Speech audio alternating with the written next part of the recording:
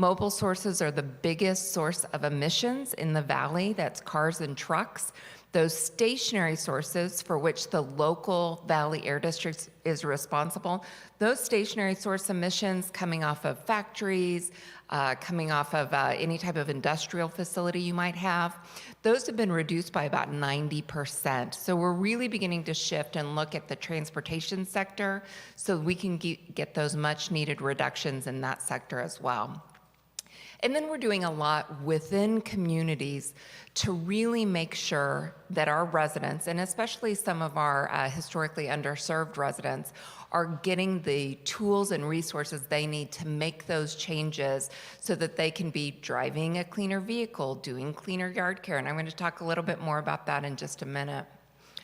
So grants for businesses and public agencies. So these are grants that the City of Livingston can take advantage of today.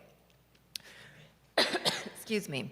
We have a clean fueling infrastructure program that basically works to get heavy-duty infrastructure, be it a CNG facility or an heavy-duty electrical infrastructure project up and running. Maybe it's for electric school buses to charge. Maybe it's for fleet vehicles to charge. We've got a program that can help you out with that. We've got a clean green yard machine program that will help you take the landscape equipment that the city might use for parks or maybe a school district might use and replace that landscaping equipment with electrical. I will tell you, about 7 years ago, we had a lawn care conference, and the technology, we were all kind of like, oh, the electric stuff's getting there. It's okay for maybe your personal lawn, but is it going to be able to do, you know, a high school football field and still be running? The technology is much, much better than it used to be, and there is a lot of potential out there for those heavier commercial-grade landscaping equipment.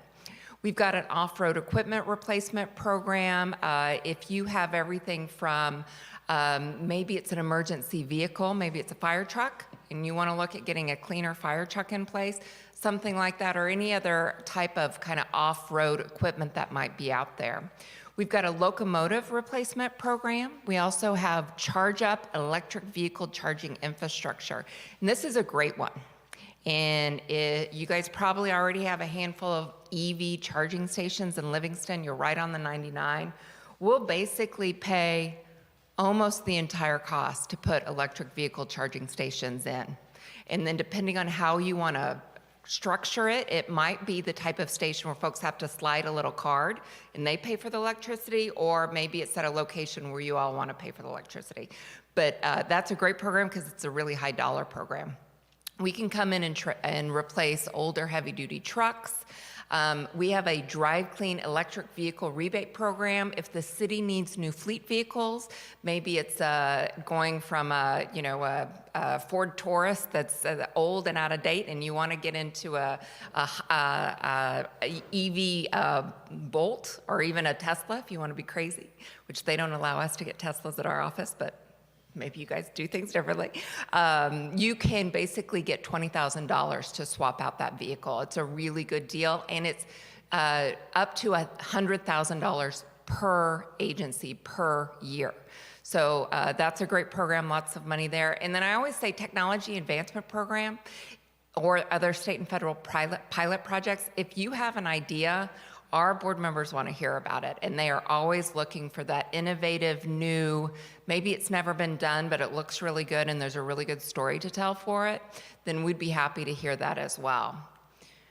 We also, you all have an agricultural community around you. We have a whole suite of grants that are specifically for ag operations, ag pump replacements, alternatives to open burning. Open burning is actually being phased out. If you see open burning in the area, there's a pretty good chance that it might be an illegal burn, and you're happy to give us a call and we'll check it out. It's going to be pretty much totally phased out by January 1st, 2025. And because of that, we have some very significant grant programs to assist the ag community in making that transition.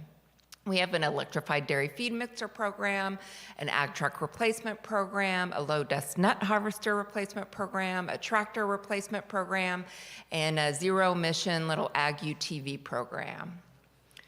Now, you have a few people in the audience, and you all are residents as well. These are 3 of our most popular programs, and they're really for residents. And if you want more information, you want flyers, you want mailers, you want us to reach out to the community even more, I'm happy to do that. One's called Drive Clean in the San Joaquin. It has 3 arms. The first is a repair component where we come, usually on a Saturday, we do it about every other Saturday, to locations up and down the valley. Cars line up at sometimes as early as 6 a.m., and they will basically get an emissions test, and if it looks like they are gonna have trouble passing smog, we'll give them a $600 voucher for them to go in there, get their car repaired so they can pass smog. And that rotates up and down the valley about every other Saturday. We also have what we call clean car clinics, where we'll come, usually it's to like a little local restaurant, and we'll basically take folks kind of through the same program, but they don't have to go to one of those events. The next program, which is incredibly popular, is a replacement program. If you have a 2006 or older vehicle, we will work with you to give you $9,500 to replace that vehicle with an electric vehicle. If you want to go with a hybrid vehicle, it's a little less, but the goal there is to get some of those older, higher polluting vehicles off the road with something cleaner. The last one, if you just want to go out and buy an electric vehicle, there's lots of rebates out there. We have a $3,000 rebate. The state has, I believe it's a $2,000 rebate, and then you can sometimes pair those with maybe the utility company rebate or other rebates that might be out there. So you can sometimes cut a fairly significant portion of your cost of your car off. The next one, in addition to that Clean Green Yard Machine program, for commercial use, we also have a program for residential use. And if you are going to turn in an older gas-powered lawnmower, we'll give you up to $250 on a new electric one. Be about 50% of the price. That's option 2 is what I tell everyone. If you're gonna go buy electric yard equipment, or you're gonna go buy yard equipment and you're willing to buy electric, we wanna nudge you over the line. You don't have to replace anything. We'll just give you a rebate. We'll give you a flat rebate. You can buy a mower and we might give you $50. You can buy an edger, we'll give you $50. You can buy all those different things and we'll just give you a rebate for making the choice to go electric. Lawn care products tend to be really dirty. Those little engines, those little gas-powered engines that are on those products put out a lot of pollution, so we really want folks to begin to make that switch. And I just saw at Costco over the really nice pieces of equipment out there. Last but not least, we've got our burn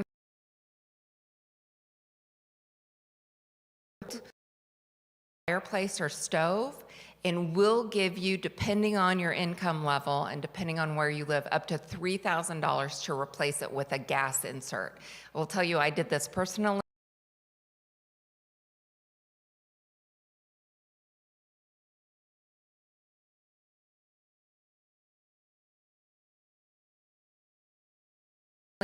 Turn on with a remote, and it's fabulous. So we'll give you up to $3,000 depending on income level for that program.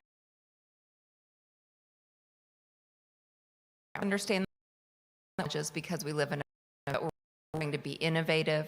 All of this is really about improving life and public health in the valley, and we really focus on. We advocate at a state and federal that more funding is coming to the valley so that we continue to run these programs. And I really have to say I'm so proud of the work that we've done and the hard work that's been done by our governing board. We also have an app I encourage you to download, especially when air quality is poor, when we get into the wildfire season, those late summer months. Over the winter, we can tell you what air quality looks like. And feel free to reach out to us on social media or on our website. And with that, I'm going to let Council Member Lewis just kind of wrap us up, and then I'll take any questions. Thank you, Jamie. First of all, I want to thank the City of Livingston for being one of the cities to elect me to sit on this board and represent Merced County. As she indicated, it's my mission to make sure that the information gets out, especially to Merced County residents, because I think generally we haven't really had enough information coming from the board to this county. There's so much money out there. I mean, lots of money, millions and millions of dollars. I think what our budget this year is like $500 million. I'd like to have, That's yeah, just our grant that's, budget. yeah, I'd like to have some of that for my city, just for operations. But nonetheless, with all the money out there, this is the opportunity for people to take advantage of the different programs that are offered. We had a tune-up day in Los Banos where people brought their cars into the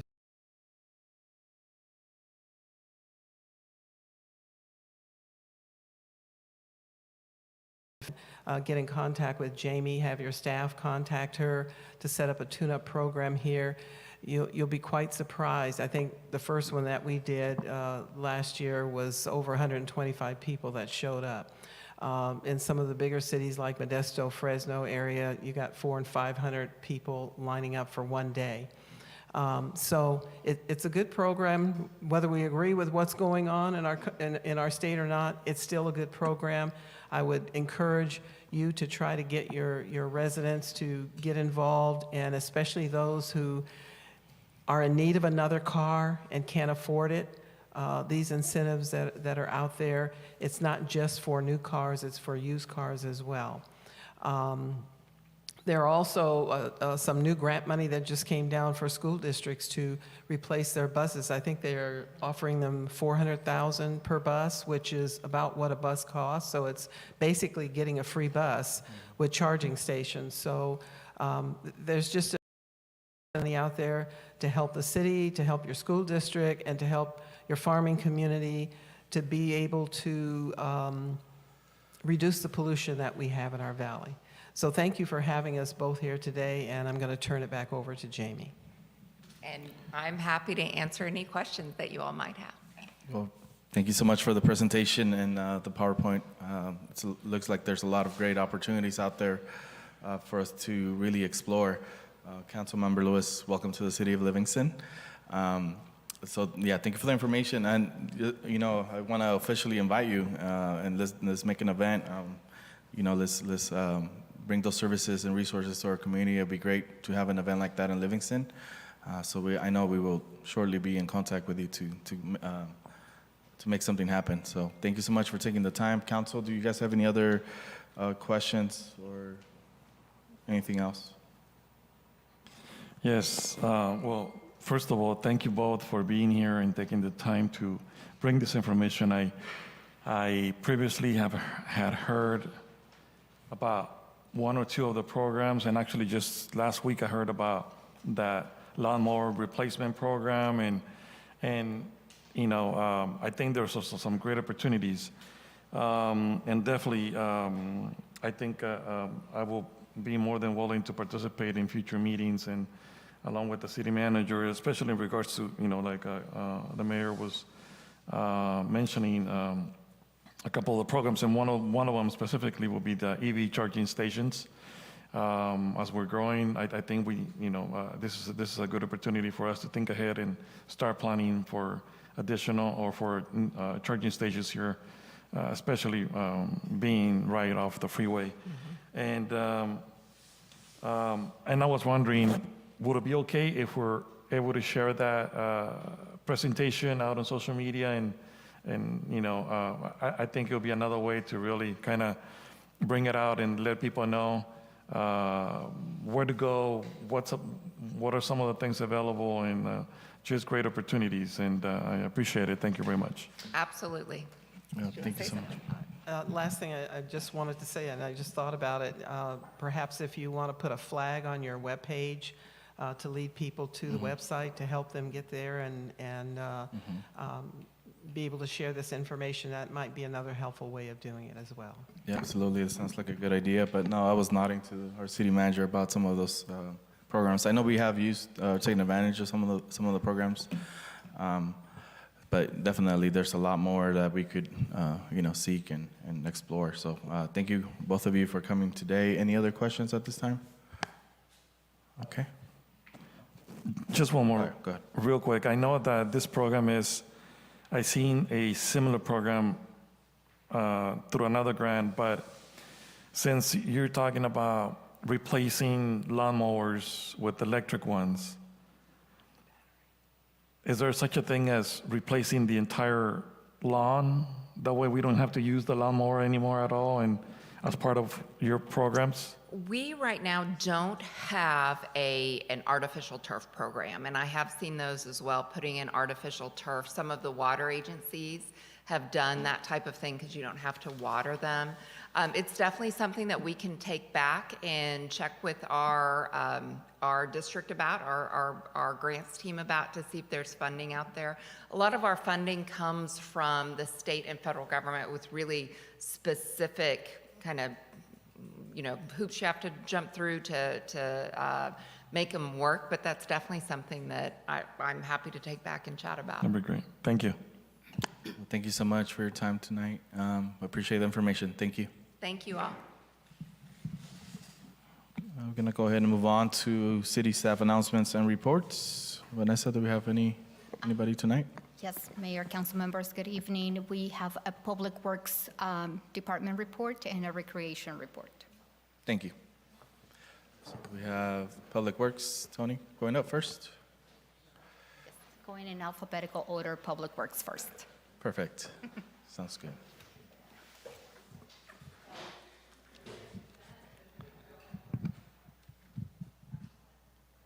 Okay.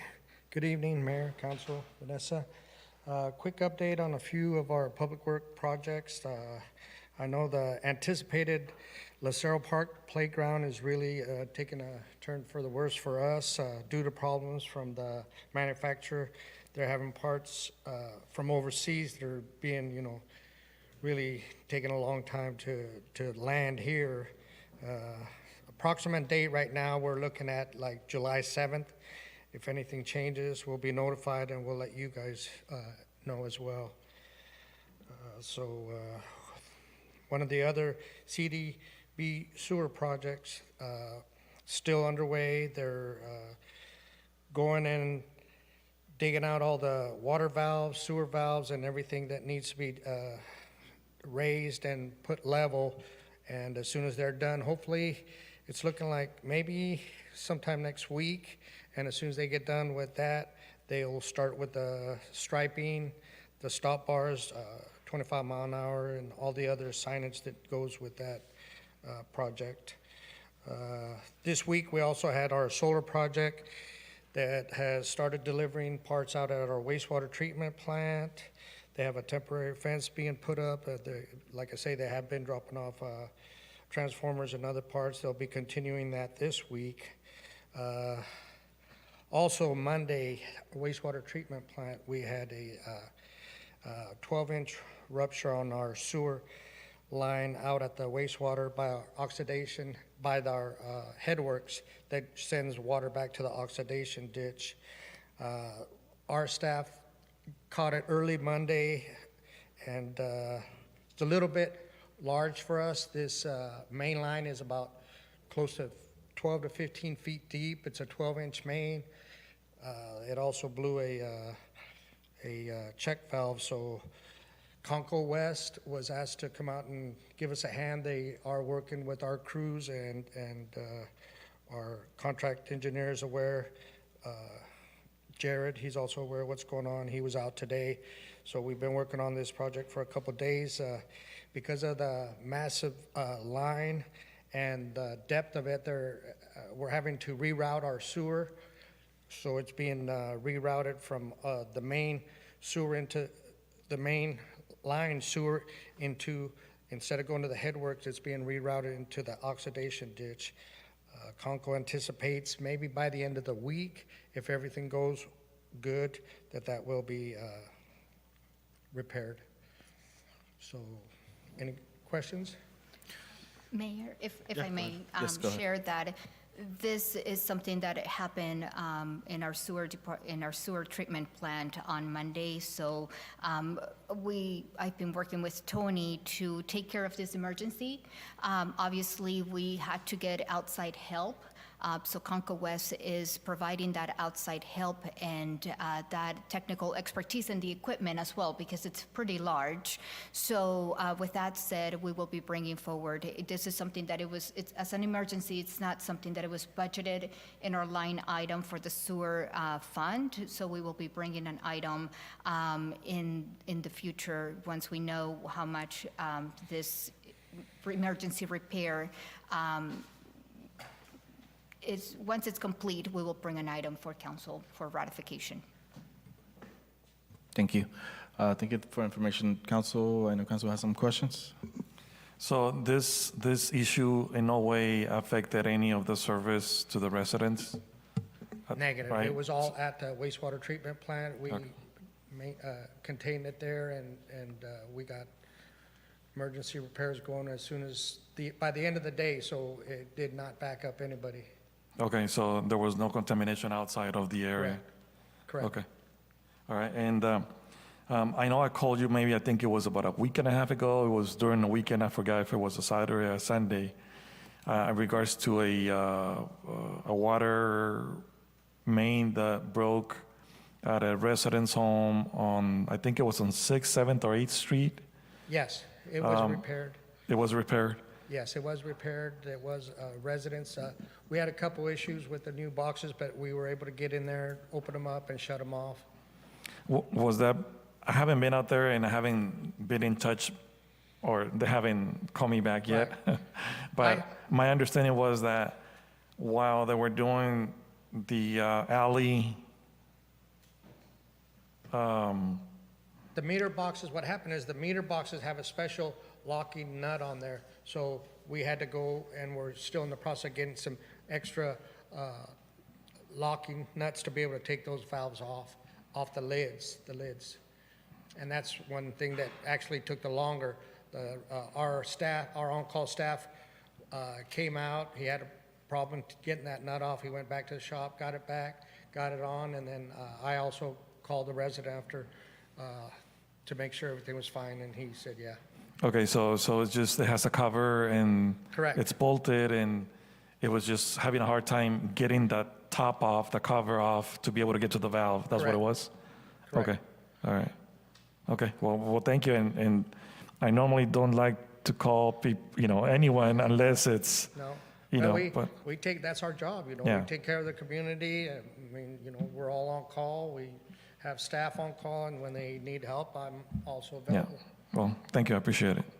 Thank you. Thank you. Just quick questions, couple questions.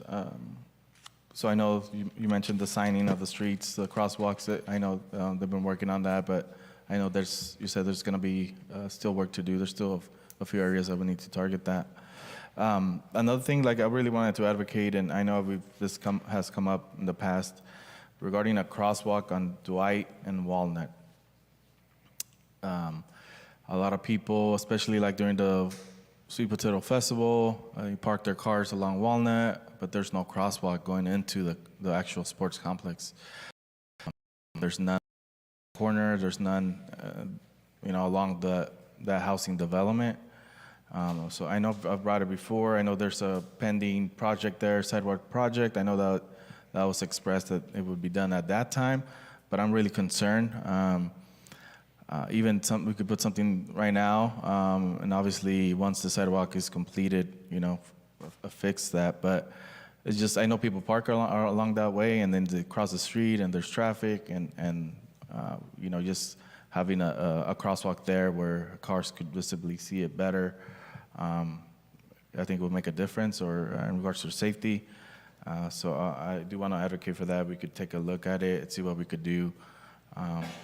I know, like I said, there'll be a sidewalk project being done there, and probably gonna have to redo it, but I think it's worth checking that out and putting something temporarily just for the safety of the community. And then especially with sports and stuff, people do park across the street and cross, and there's little kids, and so I think it's worth taking a look at that. If you guys could please follow up with that.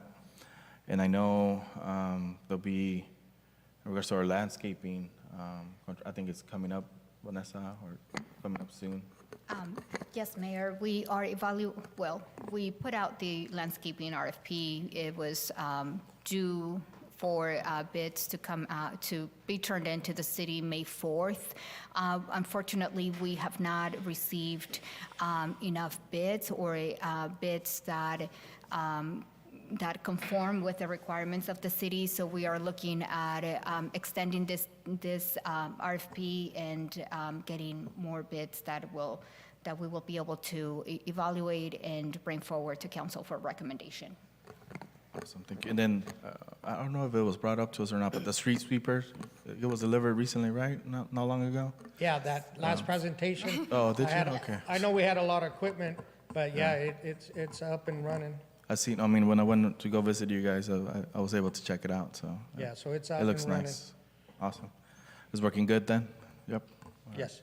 All right, any other questions? Go ahead. Just real quick, and I think if you can check right on the corner of Robin and Lilac Avenue, there's that subdivision that is, so after Lilac North is, heading northbound is like I think it's a 2-lane, Right. but exiting off Lilac and into Robin, especially if you're turning left, that turn is kind of tricky and up to a point a little bit dangerous. And I know that probably if you get a chance, drive by and see if there's any trees or bushes that you might be able to trim to make it a little bit more safer for people that are turning left. I know it's been a while, and I forgot to mention that before.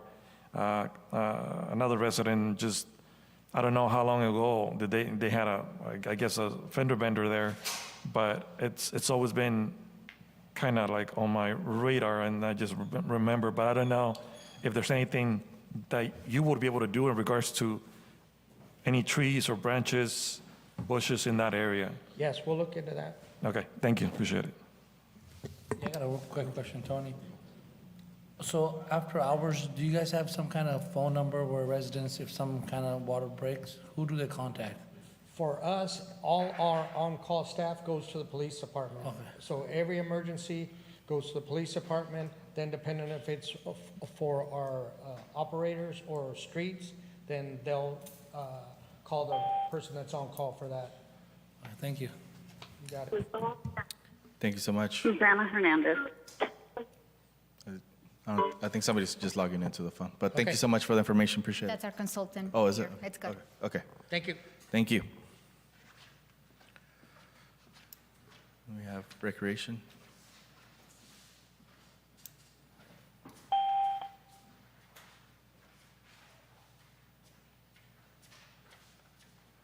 Good evening, everyone. It's a good day, good city to be in. Last night, well, actually, let me start with Saturday. The pancake breakfast was off the charts. It was so fun. If you guys haven't been to a pancake breakfast, you get to see everybody that you don't ever get to see. Yes. And you're sitting around eating and just shucking and jiving. It was just really Good times. It was like old home week. So mark your calendar for next year and try to make it out there. Music in the Park happened last night. If you guys didn't hear it, it was really amazing. All of the bands that are playing are locals, people that have grown up here in Livingston, and they may have moved away, but still, their roots are here. And it was really good. Next week, our very own Rhythm Blenders are going to be playing, and last night, the dance floor was packed. So if you weren't able to come see it, you should come and bring your dancing shoes. It's at 6 o'clock. Next week, and then the rest of the weeks it starts at 7. The color run is this Saturday, and so I do have a job for all of the city council per the mayor's request, and you guys will be herding runners. You're going to put them in their corrals and release them when the whistle blows. So I will fill in the mayor, and then he can organize and conquer. Sounds fun. So we'd still have openings. If you feel like you want to be a part of the color run, you can come down to City Hall, and you can sign up. You won't get the shirt because those have already been ordered and actually are in. but it is for the color kit. You get everything else and a great time. So if you can't even make it to City Hall, run the form off online and put a check in the drop box at City Hall, and we'll take it as long as it's before Friday night. And then all of you that may be thinking about joining a service club, tomorrow night I'm the guest speaker for the Lions Club. It'll be right here at 6:30, so come on down and enjoy the evening with a bunch of great volunteers and worker bees. So, and with that, Thank you, Jackie. I have a quick question. Sure.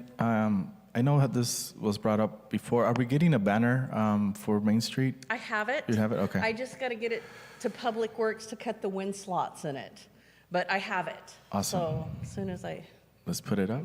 Yeah. yeah. Council, any other questions? Okay. Questions, anybody?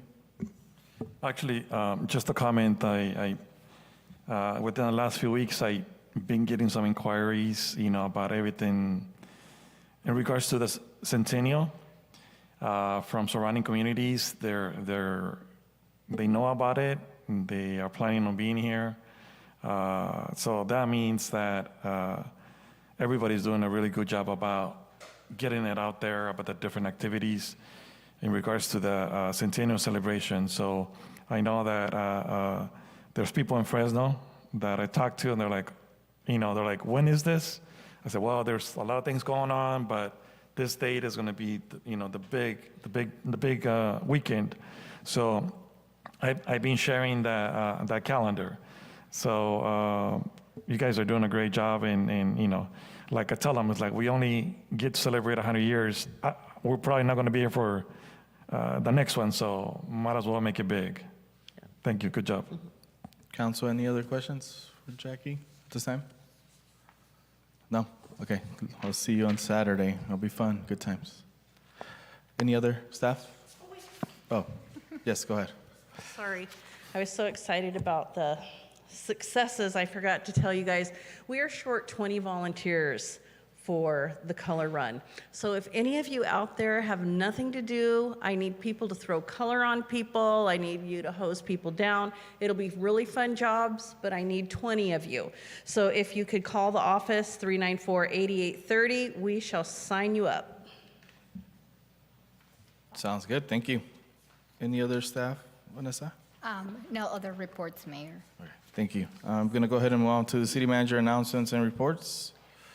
Yes, good evening. Really quick, I just wanted to share that city staff has been coordinating with the consultant for our general plan and into resuming the general plan process as it was identified in our strategic goal session back in February. So what we're thinking is that we will be putting together a workshop. It's going to be a general plan update 101 workshop for our city council. We're hopeful that the planning commissioners will also be able to attend and the public. So that will be coming up in the next couple of weeks, if not in the next month or so. On the same token, I just also wanted to give a quick update on, back in April, the council also approved the reinstitution of the delinquency process for our water, for our utility accounts.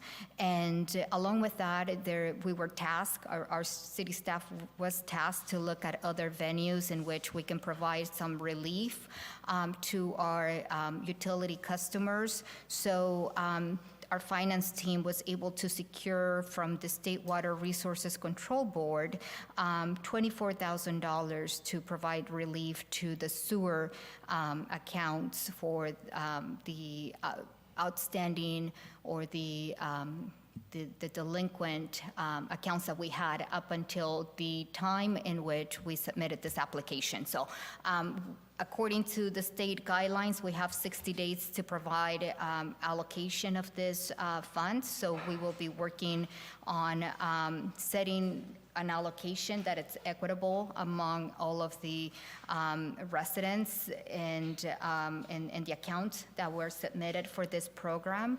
I can share with you that at the time of this application, 69 of our residential accounts will be provided some sort of relief for their delinquent or the outstanding invoices on the sewer side. So that was very, very great news that we received. We are also continuing to look into other programs to provide further relief to those customers with serious delinquent accounts, and we will be providing an update to council once we receive more guidance from the state. Sounds good. That's good news. Council, questions? Vanessa, that's great to hear. Is that for residents to participate, is that automatically done by the city, or do they still have to apply and qualify and all that, or is that automatic? At the time when we submitted this application, which was back in April, we had to provide supporting documentation. So it is going to be, the relief is going to be allocated with the residential account numbers that we provided to the state. So, and they will be tracking on that, that it matches what we submitted on the application as well. So there's no need for our residents to provide any kind of request to be applied. We will be doing that on our side. And they will be getting a notice because it's part of the state water resources requirements that we provide notice to our customers, and we have a 60-day window to do that. So we'll be working on that, and kudos to my finance team that they're working on this and pushing very hard to get it completed by the timeline. Any other questions for Vanessa? Council? Okay, we're going to go ahead and move on to City Council member announcements and reports. Councilmember King? I have nothing to report. Councilmember Jose Moran? Yes, this last month has been quite busy. In late April, I had an opportunity to attend a Latino elected officials conference, and it was mostly related. There was a lot of information on how to be better prepared as a city. You know, before the pandemic, we never really had, many cities were not even thinking about, you know, what to do in certain situations because we never thought about a pandemic. Other municipalities have thought about, you know, how to evacuate, especially if they're near the water or near where there's a high fire risk and stuff like that. But there's a lot of great resources out there that for cities like us and to be better prepared. And so there was definitely a lot to be learned that was shared by other elected officials of what has worked and what has not worked. Also, on the 7th, actually, we were able to participate in the band review for the city of Livingston. It was the first time probably in over 25 or 30 years since we had a band review. And along with that, the city, Public Works, PD, everyone, recreation, every department, I believe, was involved and somehow assisting, supporting that event, and everything went very well. Everything, well, for the most part, went very smooth, considering it was the first time that this has been done again. We had a lot of visitors from out of town, which is great. They were able to come to Livingston, and Thank you to everyone that was involved in one way or another to make this happen. I also I was invited to do a presentation in regards to how cities work and how elected officials are able to participate and partake in getting things done in their respective communities. And this was for a parent leader training institute for Merced County residents.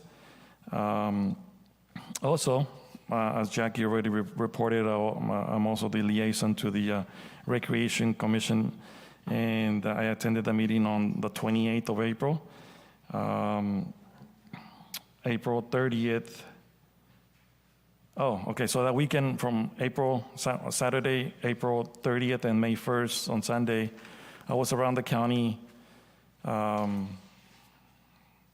recruiting vendors for our sweet potato festival. So there were some that I liked, and I, gave the recreations department information. Some that, they were either coming from too far and stuff like that, but we still provided information on our events that we have here, and hopefully they will have an opportunity to participate and also learn more about Livingston and all the great things that we have here. So, Jackie, I'm sure you will be getting, if not yet, some new vendors from outside the area. And on May 4th, I had the opportunity to participate and attend the Police Officer and Dispatch Officer of the Year Award in Merced. It was great. It was great to be able to see and hear from the officers and the awardees themselves some of their experiences and the reason that they were selected as officers of the year, and it was just great to see everyone there. So and I really enjoyed the dinner and the company of members from the police department and a lot of other officials from other cities were there too. So and on May 5th, Thursday, there was a Cinco de Mayo celebration at the high school. And that is something that has been taking place every year. And I don't know if you've been to the old gym at the high school. Both sides of the bleachers were full. I mean, to the point to where it's a good thing that we did not have no fire department there, because otherwise they would probably shut it down because there was people at the entrances and just there was no more space. So it was pretty full.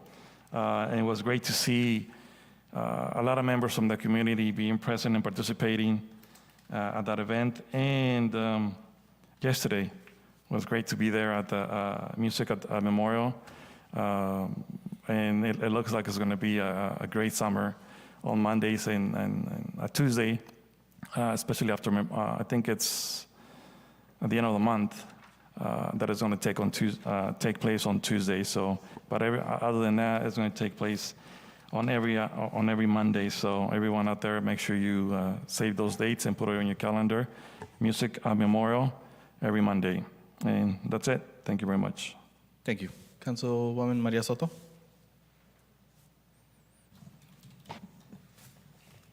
I don't believe I have anything to report, but just an announcement for Memorial Day. There will be a honoring for our memorial services for our service members at Memorial Park at 5 p.m. So also mark your calendars for that.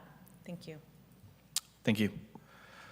So I'm going to go ahead and move on to mayor announcements and reports.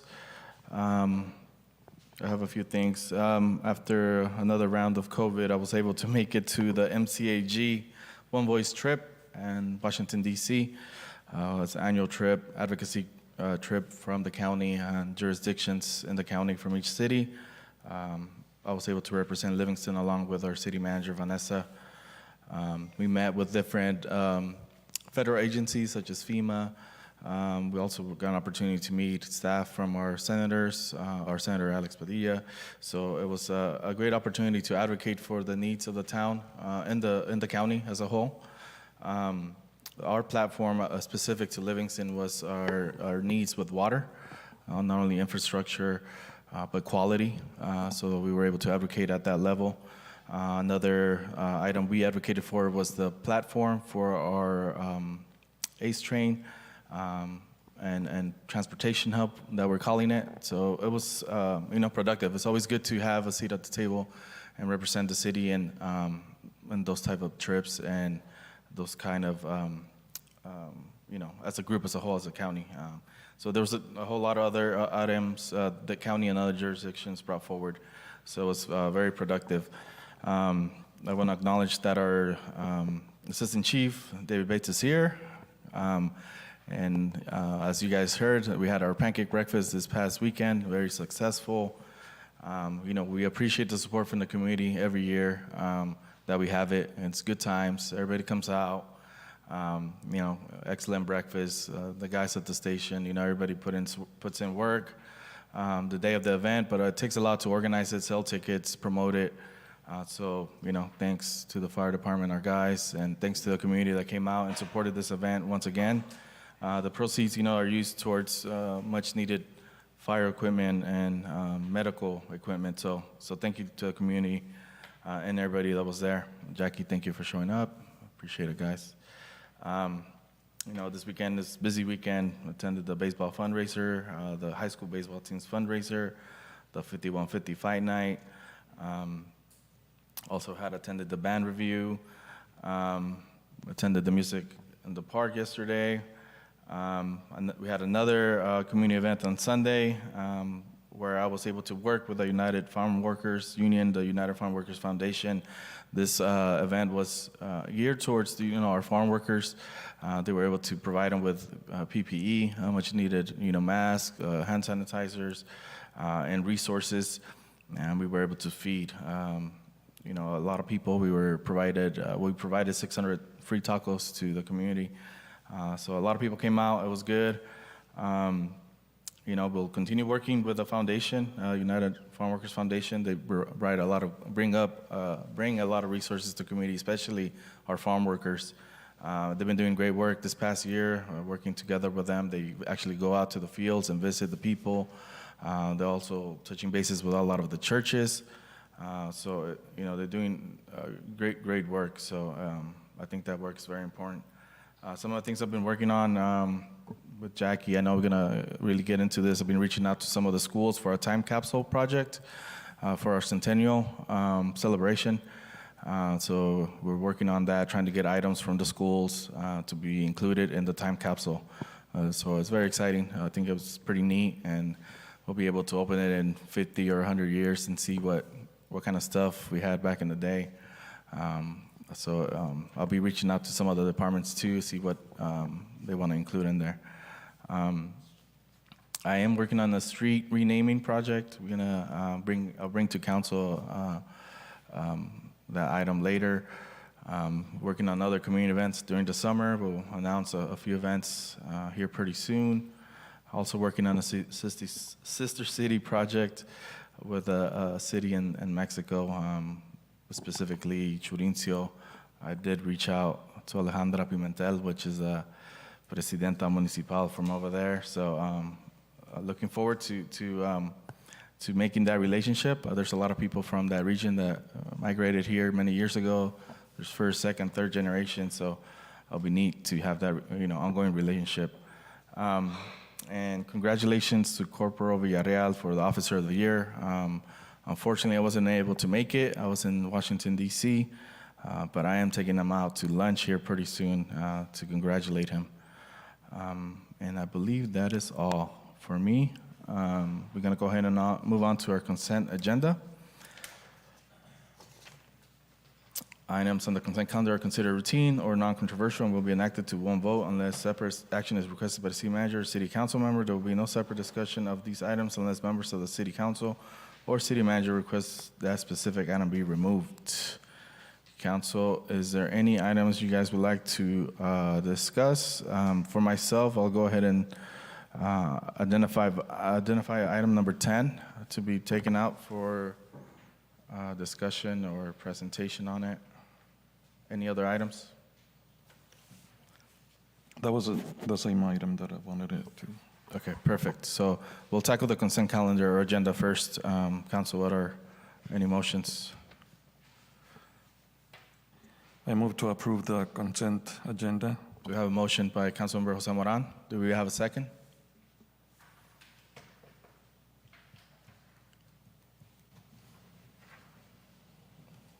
We don't have any motion to, a second? I second it. Okay, we have a second by Councilmember King. Monica?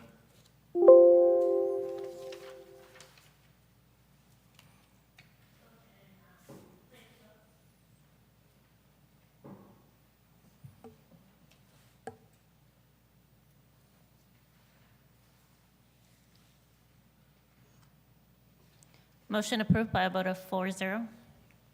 Thank you. So we're going to go ahead and discuss item number 10, which is adopt the resolution approving memorandum of understanding with Merced Union High School District, MUHSD, resolution approving a memorandum of understanding, MOU, between the Merced Union High School District and the City of Livingston for School Resource Officer Program, and authorize the city manager to execute the agreement. Vanessa? Are any questions, council, on this item? Council, any specific questions? Yeah, I have a question. So, would we be hiring a new officer just for this position, or will we just transfer somebody from our department that way? This position, it's not hiring any new officers. We will be redirecting one of our hired and budgeted part-time reserves to cover for and to provide services for the school resource officer program.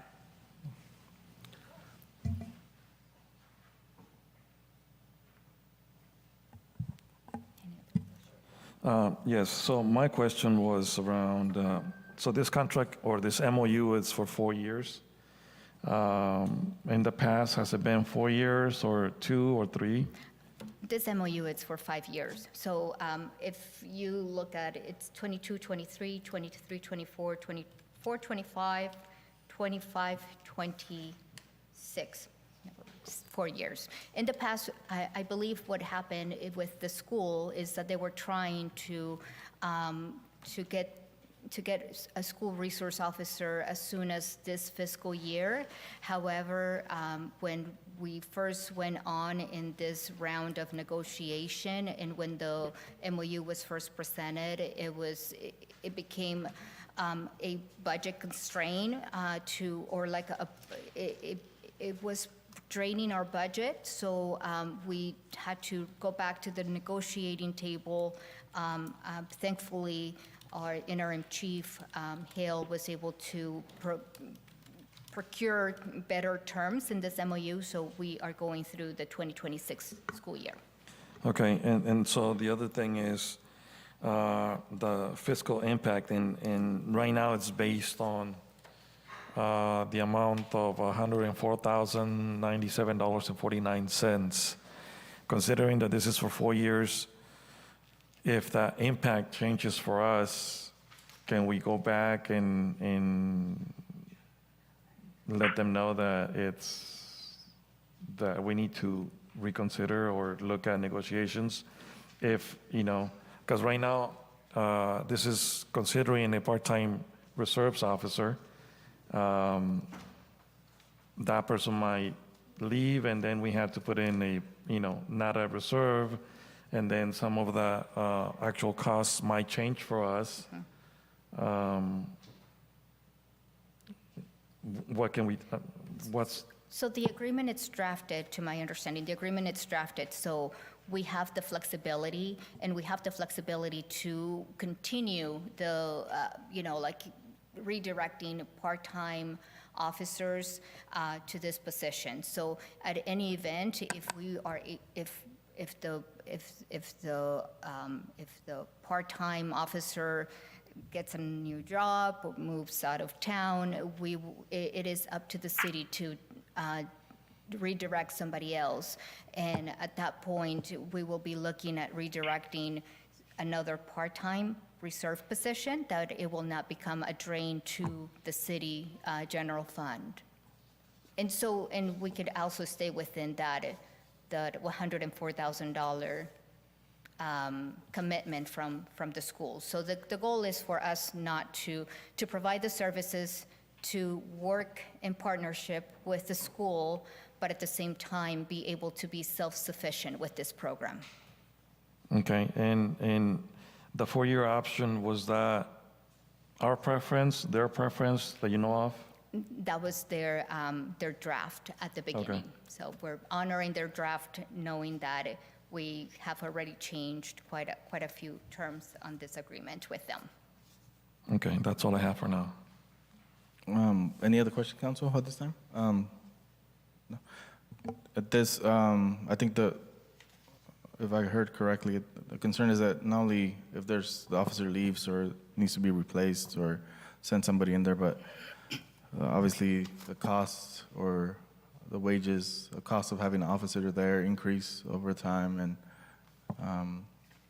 I think that's what the question's at. If obviously the cost to have an officer is more, in 2 years, 3 years, 4 years, and it's going to cost more to have somebody there, do we have the opportunity to negotiate higher contract, or is just that's where it's at? Absolutely. And I will say before, I believe Chief Hill has joined us on the phone, but I will say that, along with the cost and the reason why it was negotiated, or Chief Hill negotiated this contract to be flexible enough for our city to provide a reserve part-time officer to the school, is it's to minimize that burden of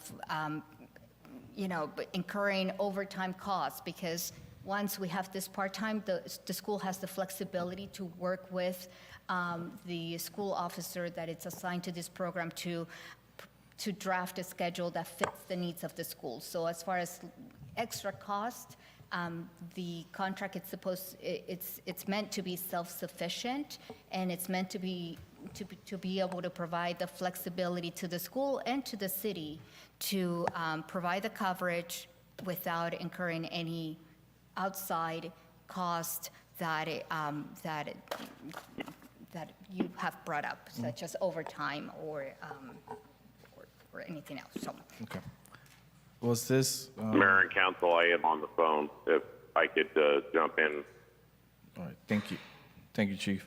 You mentioned something. There was a prior agreement or something that was discussed with the previous police chiefs, that's correct? So we were able to go back and renegotiate, is that correct?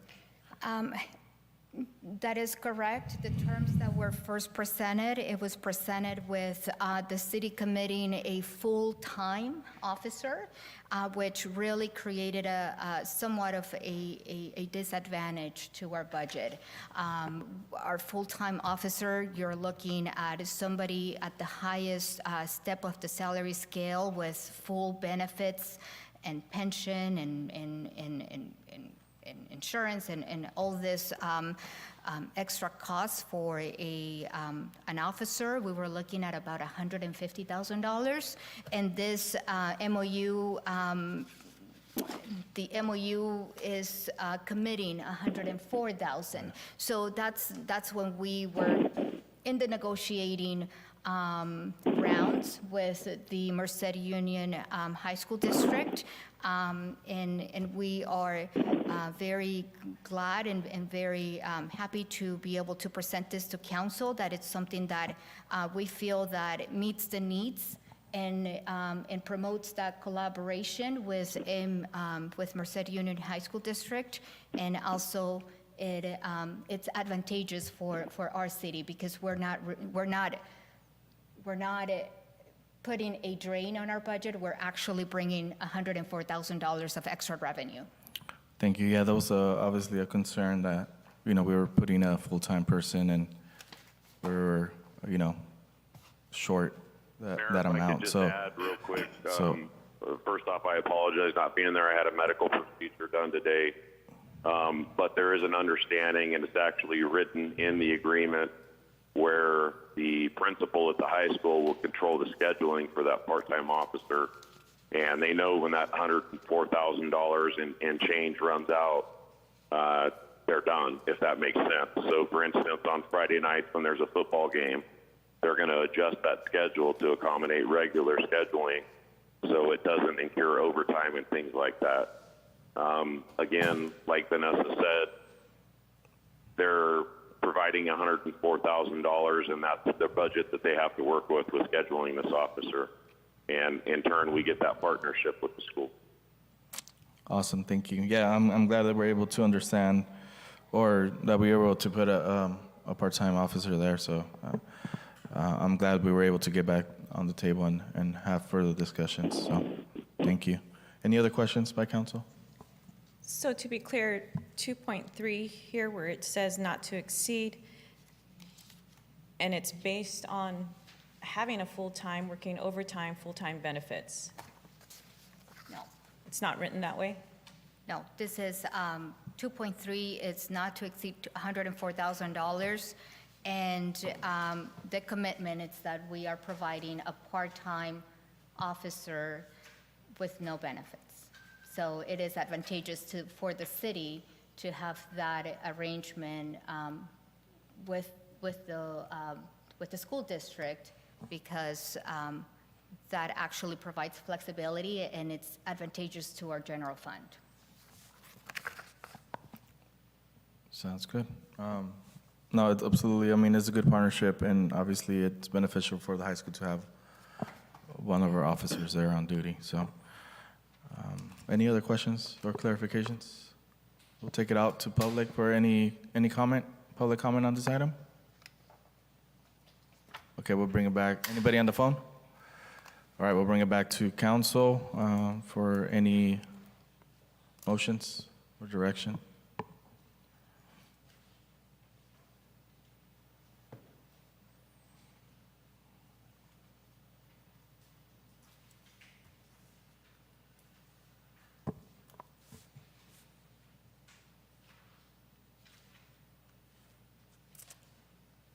Any motions? Yes, I'll make the motion. We have a motion by Councilmember King. Do we have a second? I'll go ahead and second it myself. Monica?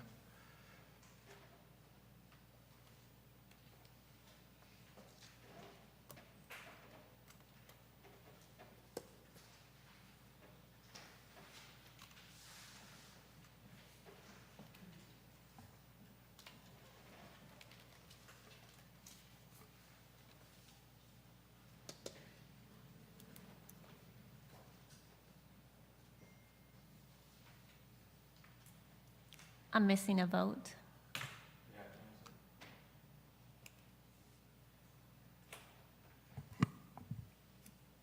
Do you have any other questions? Oh, okay. Motion approved by a vote of 3 and 1 abstain. Thank you. We're going to go ahead and move on to discussion and potential action items. We have our Park Recs and Arts Commission vacancies we'll be talking about tonight. We have 3 items associated to that. We have item number 11, conduct interviews with applicants for the Parks, Recs, and Arts Commission vacancies. We have item number 12, council discussion of applicant pool, credential and qualifications, and item number 13, which is appoint the 4 volunteer regular commissioners and 1 volunteer alternate commissioner for a 4-year appointment to the Parks, Recs, and Arts Commission. We did conduct some interviews last week of applicants for our Recreation Commission. I know there's an applicant here tonight that wasn't able to attend last week. So we'll give you an opportunity to, if council wants to ask questions or at this time, since we do have the item on the agenda to conduct interviews of applicants.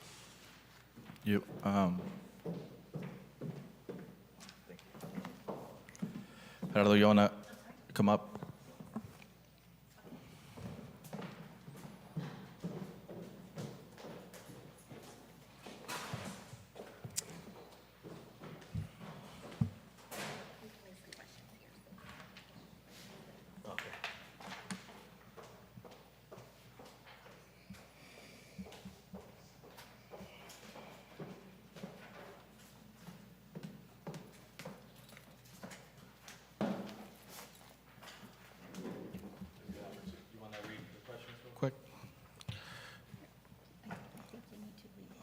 question.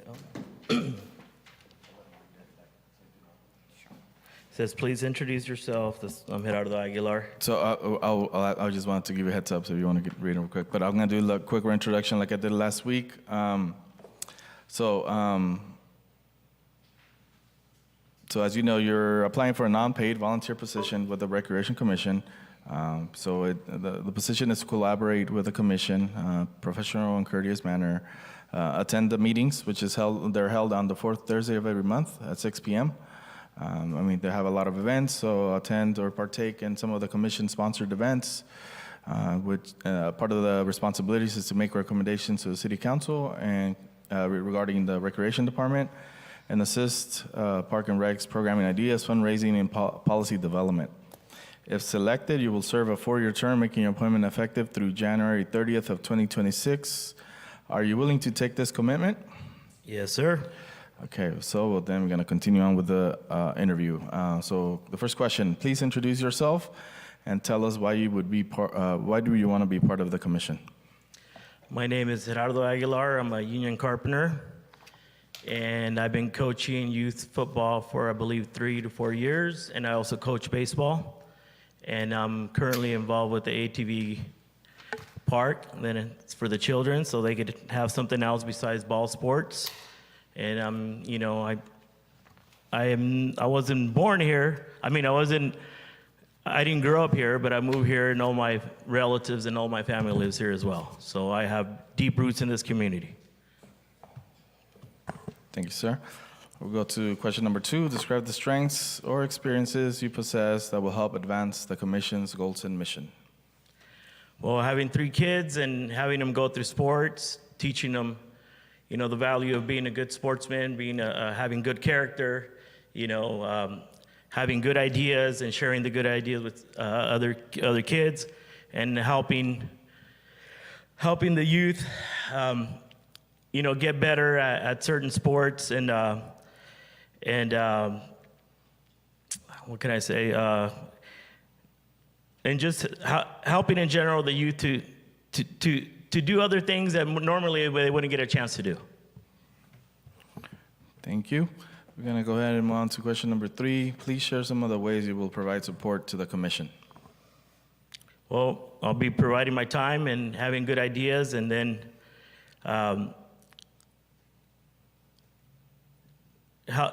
basically just providing my time and my know-how of sports, baseball, football, ATV sports, basketball. I got it. Thank you. And that, just like last week, I gave the opportunity to council make any comments or questions, follow-up questions. Anybody? Okay. Well, thank you, sir, for your time. Thank you. I think everybody else participated in the interview. Mayor, for the record, the second applicant, Candace Aguilar, was unable to attend. Okay, thank you so much. I think everybody else that was interested was able to participate in the interviews. So we'll go to item number 12, which is council discussion of applicant pool credentials and qualifications. And just to check with the attorney's office, this needs to be conducted out here, right, in the public setting.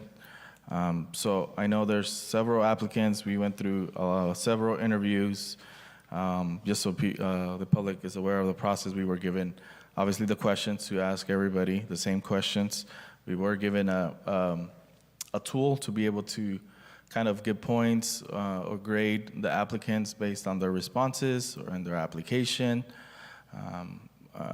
related to their ability to help out with the commission and partake in their mission and their goals. So we were able to, like I said, use that tool to help us, guide us to appoint those applicants. Does council want to specifically discuss or any follow-up questions for the applicants? Anything else? Are all the applications that were submitted to us, are those applicants still vying for a position on the commission? Monica, I know you reached out to some. Yes, I did reach out to all 11 of them. A few of them weren't unable to make it to the previous meeting and this meeting. So, Did anybody that we know of rescind their application? Did anybody that of the 11, did they change their mind, or were you unable to get a hold of? no, when I called them, there was 2 that weren't able to attend, so they withdrew their application, and the rest were not able to attend. It was, let me look at it.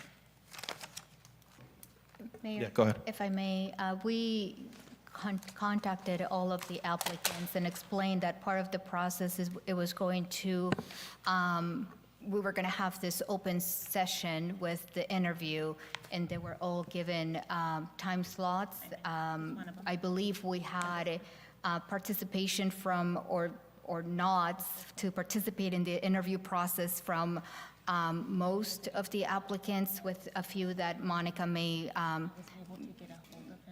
have on record that they may have changed their mind or have not been able to make it. But as far as process, we drafted the questions so it can be uniform to everyone. We provided this interview process so it's a platform that it is that it's consistent for all of the applicants, and the applications or the applicants that did not attend, they're deemed being not forfeiting their chance for consideration. Thank you.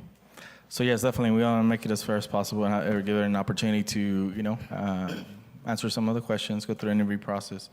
Obviously, we're still working on a more concrete process moving forward, but we understand people. There's been the need is there, and we need to appoint people. So that's why we wanted to just get it going and get it done. If there's no discussion, Vanessa, can you please repeat what your last statement? The applicants were notified that this was part of the process, to have something consistent, have an interview process for everyone. We drafted that, and if they were unable to attend, they would forfeit the consideration to be for appointment. Did you say forfeit? Yes. So if they are not in attendance, either the prior interview process or tonight's interview process, their application? If they did not want to do the interview process, they could not, if they're not present today, but they did the interview, that was part of the consideration for appointment. So if they did not attend, their application is forfeited. That's correct. We are not able to discuss their application as part of the process of appointment. They did not participate in the process of the interview. How many of the applicants were notified and actually told you that they would be here, that did get the notice to, the invite to come to council? All of them were notified. All of them were notified. I was not able to get a hold of Jaime, what's his name? Tafoya. No, sorry, it's Jose? James Mejia. I called him several times, and I left him a message giving him an opportunity to attend the previous meeting and this meeting, and everyone else was informed and given both opportunities from the last meeting and this meeting. Perfect. Okay, I this have a time. question for legal. Okay, go ahead. Let's say if somebody didn't show up, can we still nominate them? You don't have a formal process right now, so you could appoint, yes, Okay. theoretically you could. Thank you. We're gonna go ahead and bring it up to the public comment. Anybody wanna say any words, or even the applicants wanna say anything else? No? Okay, we'll bring it back to council. If there's no further discussion, we're gonna go ahead and move on to item number 13, which is appoint the 4 volunteer regular commissioners and 1 alternate commissioner.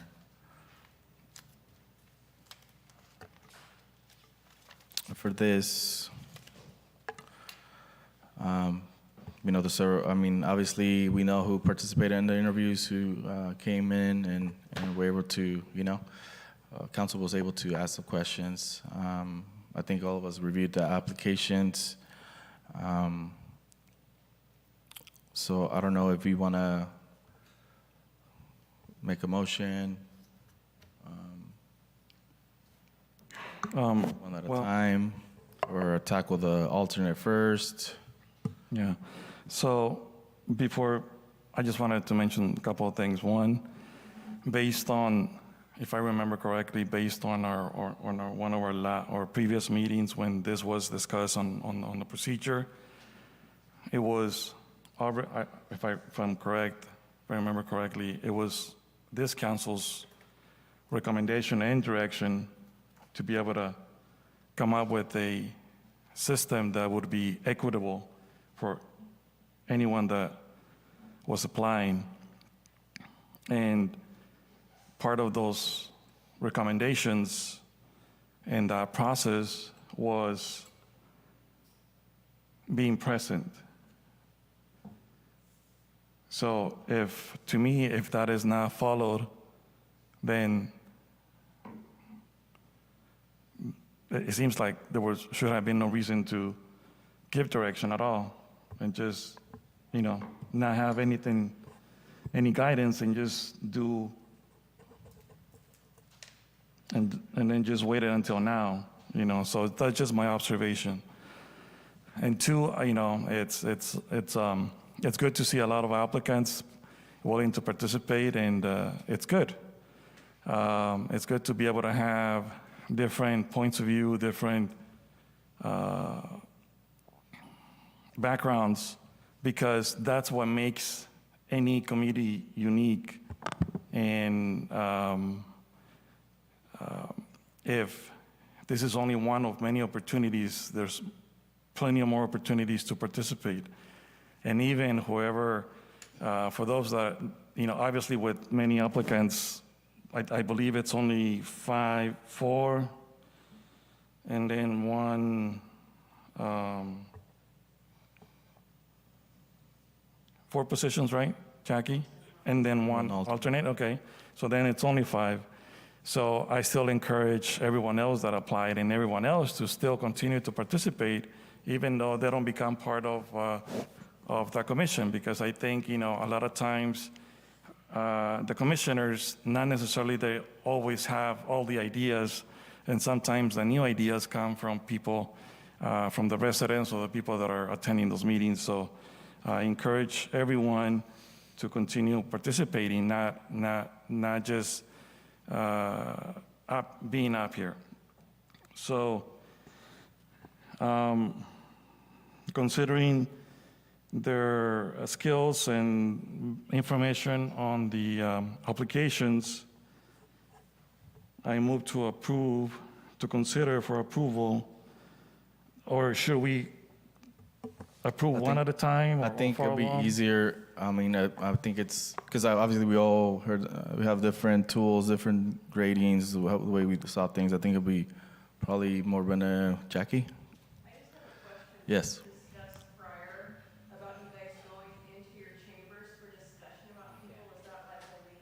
No, we can't.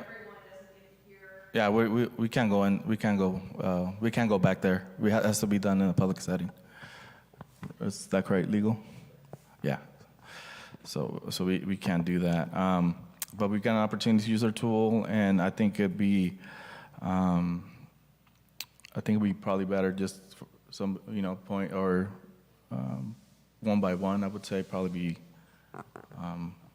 better that way. At least I would see it. I know it's it's difficult. I think just going back to your comment, Councilmember Moran, to my understanding, same thing. I think it's important that whoever's interested go through a process, which include an interview. I know sometimes it's hard, there's short notices, people have different things going on, and scheduling and life and everything else. But I think it was part of the process, so we had to respect that. Whoever was able to make it participate and come to the interview in one of these 2 opportunities. So I really believe that's part of the process, and we should respect that. But yeah, I think it should be one at a time, and I'll get it started. I think I'll make a motion to appoint Christine Fernandez as for one of the regular commissioners. I'll second that. So we have a motion by myself and a second by Councilmember Jose Moran. Councilmember Soto? Yes. Councilmember Moran? Yes. Councilmember King? Yes. Mayor Aguilar? Yes. Motion approved by a vote of 4-0.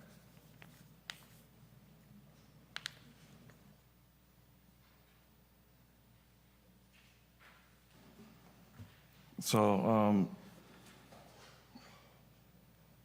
for the second position, or for another position, I move to approve Suki, and I'm sorry, the last name. Joel. Joel, yes, for a, For the one of the permanent position. yes, I mean the regular position. yes, for the regular position. So we have a motion. I'll second. We have a second by Councilmember Maria Soto. Councilmember Soto? Yes. Councilmember Moran? Yes. Councilmember King? Yes. Mayor Aguilar? Yes. Motion approved by a vote of 4-0. Maria want to make them? Go ahead. Or Yeah, I would like to make a motion go ahead. for Gerardo Aguilar for the 4-year term. So we have a motion by Councilmember King for Gerardo Aguilar, you said? Yes. I'll second that. We have a second by Councilwoman Maria Soto. Councilmember Soto? Yes. Councilmember Moran? Abstain. Councilmember King? Yes.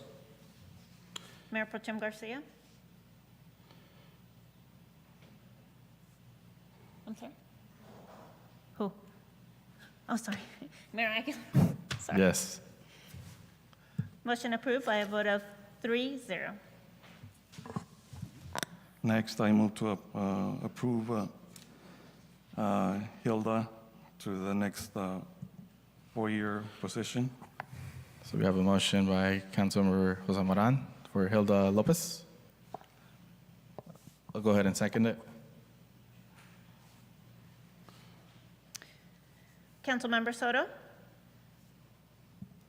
No. Councilmember Moran? Yes. Can you repeat the name? What was this motion for? Hilda. Who? Hilda Lopez. Oh, I'm sorry, yes. I'm sorry, I didn't hear the name. Mayor Aguilar? Yes. Motion approved by a vote of 3-0. 3-1. 3-1, sorry. 3-1. And then I'll make a motion for the alternate for Omar Herrera. I'll second.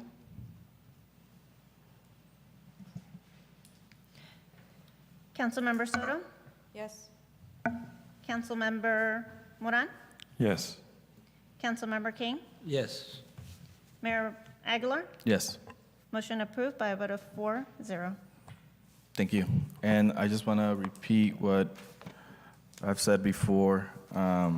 This is just one opportunity to get involved. There's many opportunities. There'll be even more opportunities moving forward. We appreciate everybody that applied and took an interest and becoming more involved in your city and your community. So we really appreciate that. And we commend you for taking that step. There's always opportunities to get involved and participate. And even with the recreation department, you don't have to be a part of the commission to be involved and partake in everything that we're doing. So I encourage you to keep on volunteering, participating, because it's needed. You know, it's a small town. We operate a lot with volunteers and people that are willing to give the time to the community and the kids. So, you know, the rec commission is very special to me. I was the liaison for a long time, and I initially brought it forward to establish it once more. So, been doing great work throughout the years, and Look forward to seeing what else the commission could accomplish together with the community and the council. So congratulations to everybody that was appointed tonight. Are we going to have a formal, like, swear-in? Do we do that with the recreation? We should, right? We do a swear-in for rec commissioners? No? You want to do it? We should totally do it. So we'll do it here pretty soon, either most likely the next council meeting. We normally don't do it for No? commissioners, but we can bring them forward in our next Oh, meeting okay. and present our new recreation commissioners. Okay. If that Yes. works for everyone. Let's do that. And I know that Jackie will be having, will be contacting each one of the newly appointed commissioners to provide some onboarding Orientation. information. So you guys will all get, I'm sure you already know everything that's going on with the city, but you'll get to know the department, the mission, and the expectations of the commission in a lot more detail. Excellent. So congratulations once again. We're going to move on to item number 14.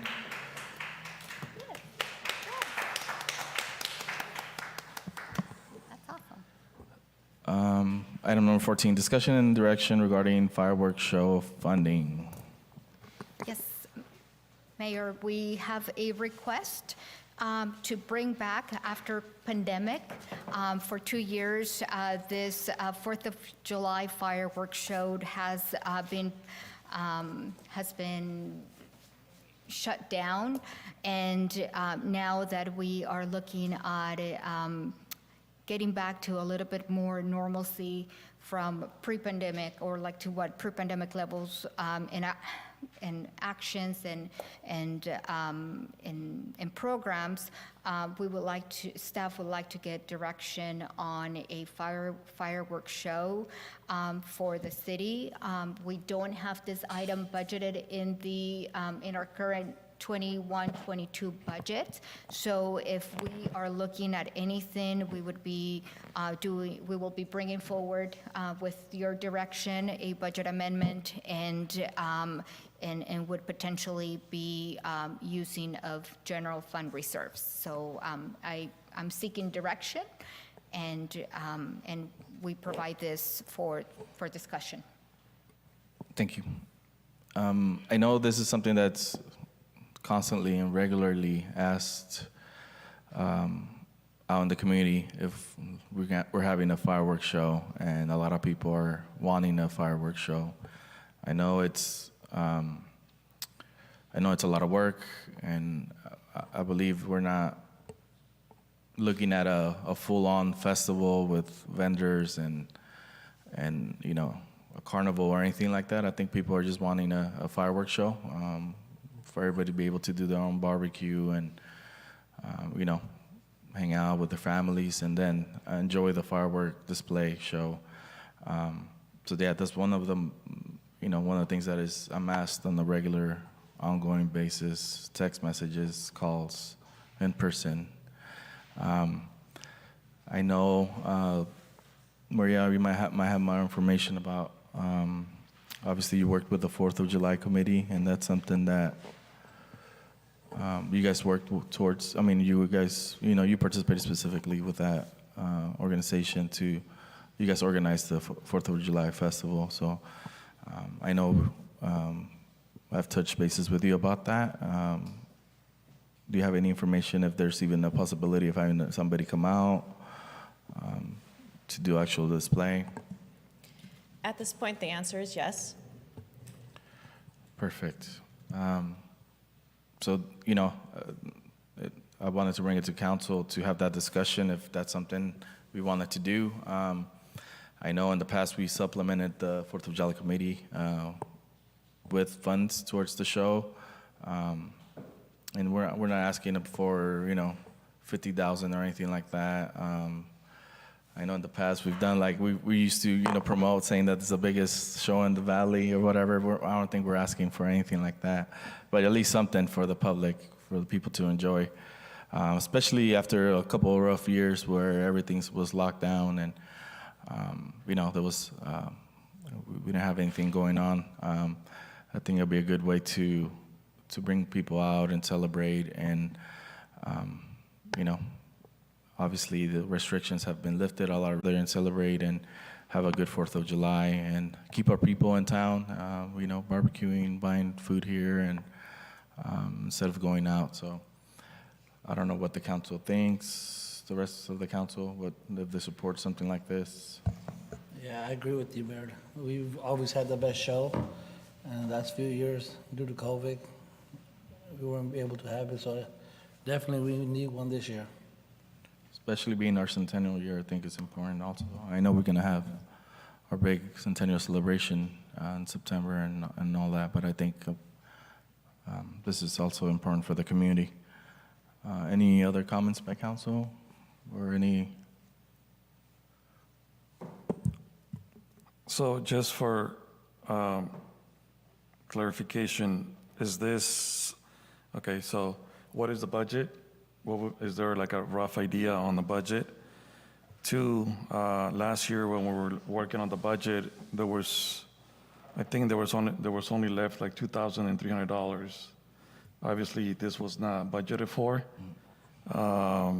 If it was not budgeted, it was because we didn't have any extra funds. We only had $2,000 left.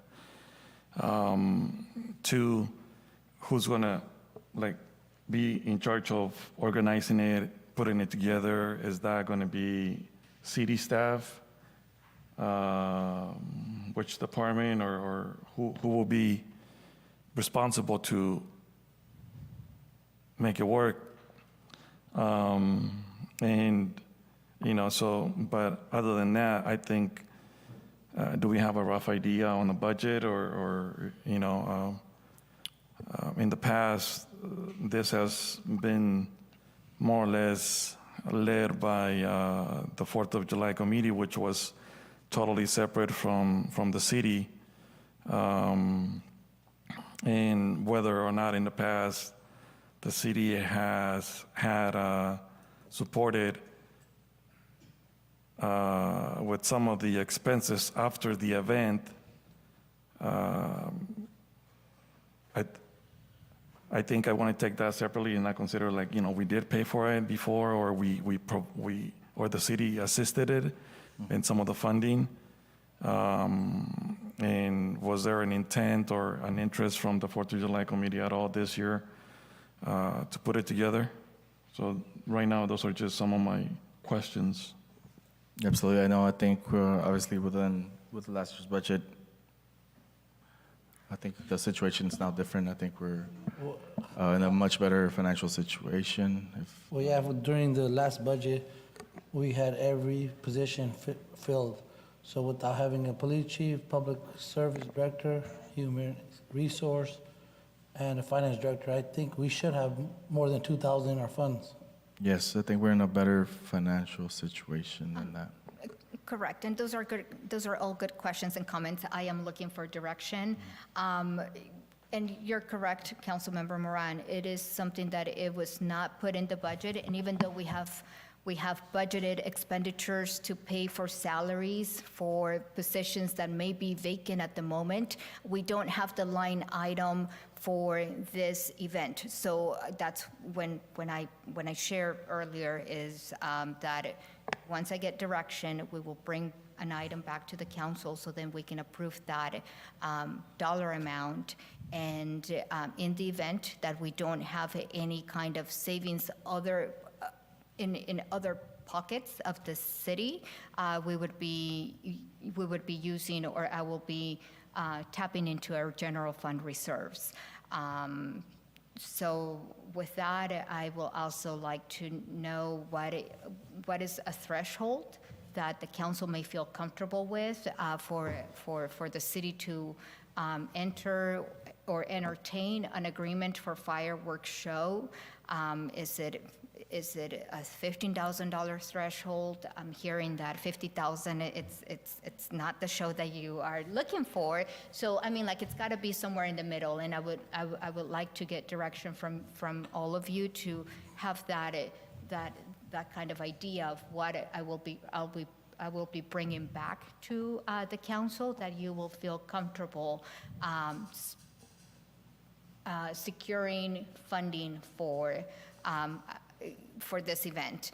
And I think that, you know, it is true in the past, the 4th of July committee has put this program in place on behalf of the community, and the city has provided a level of support that kind of said, you know, you're going to try to get sponsorships or try to fundraise, and anything that you are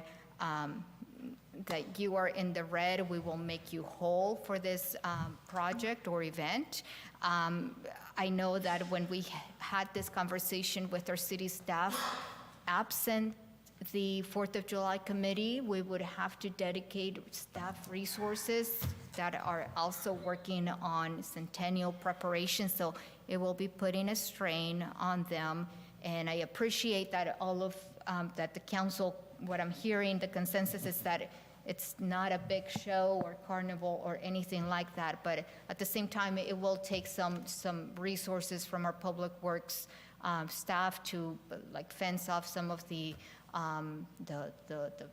area so the people can barbecue, and the vendor can set up the display show at some time in the day, and some effort from our recreation department. So with that, I would like to get direction. What's the threshold that you will feel comfortable with us securing for a vendor? Because we know that time is of the essence, so Yes. the sooner the better, at least for this kind of event.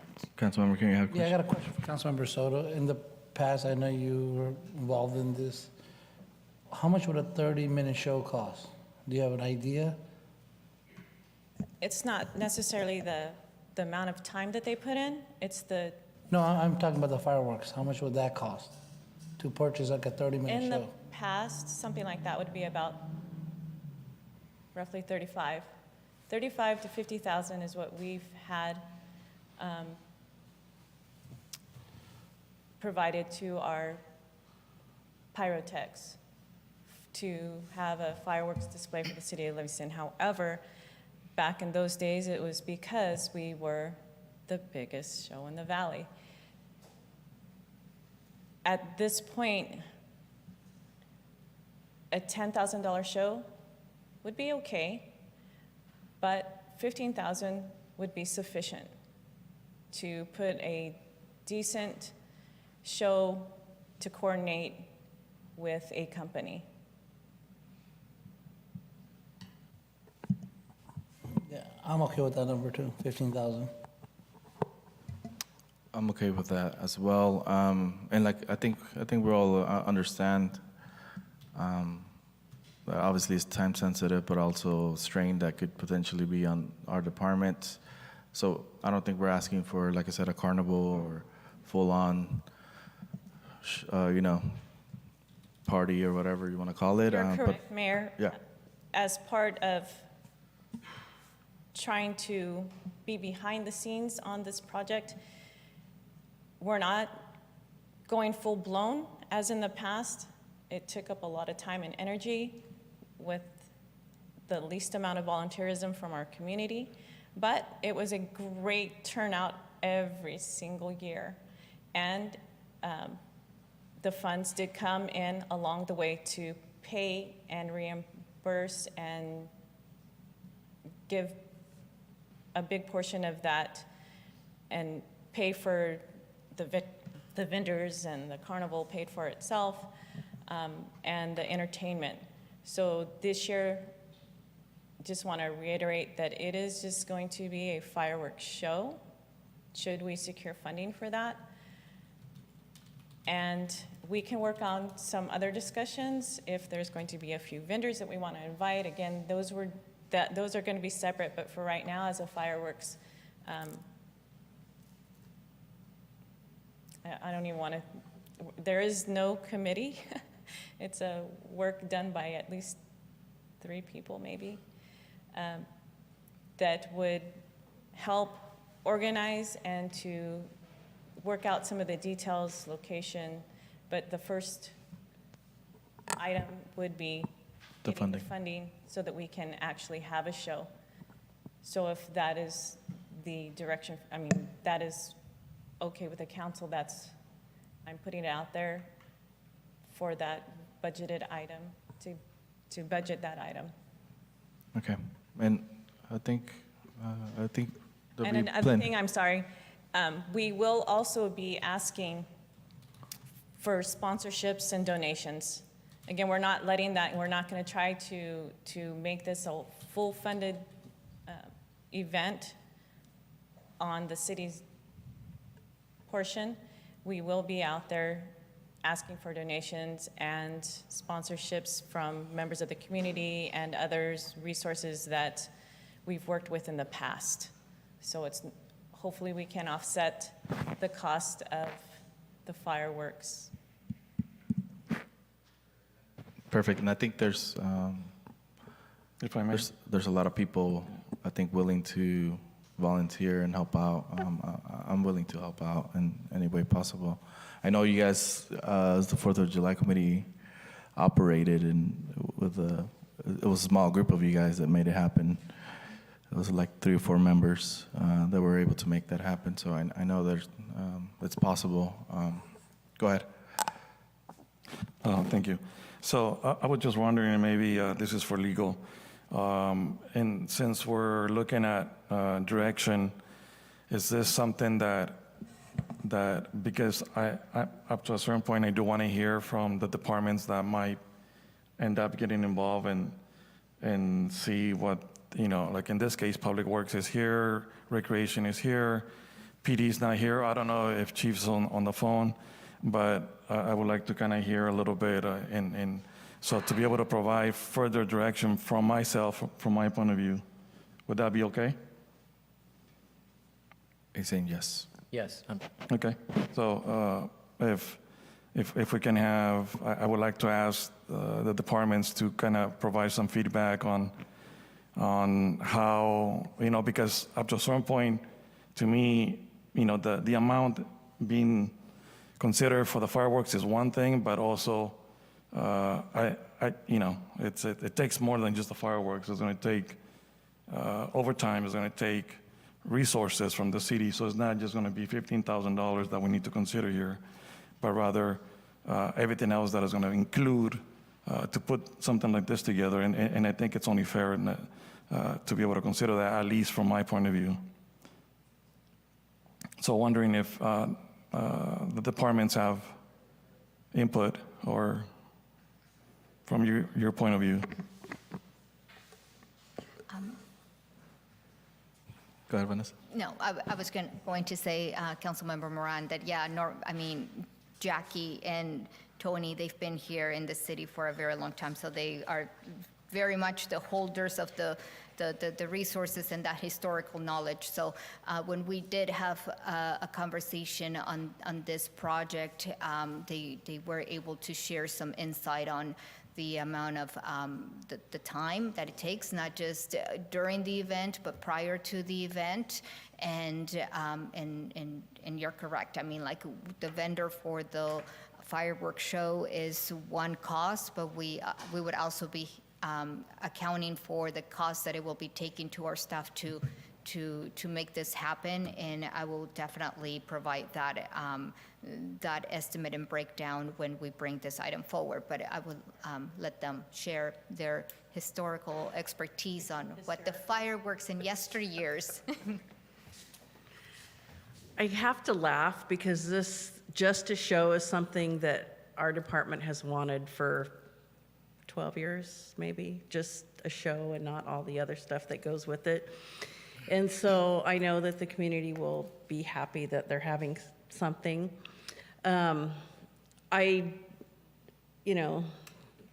Thank goodness we've had Julio, which I actually talked to this week, and he said if he didn't have to fundraise, that he would be happy to help in any way that he can.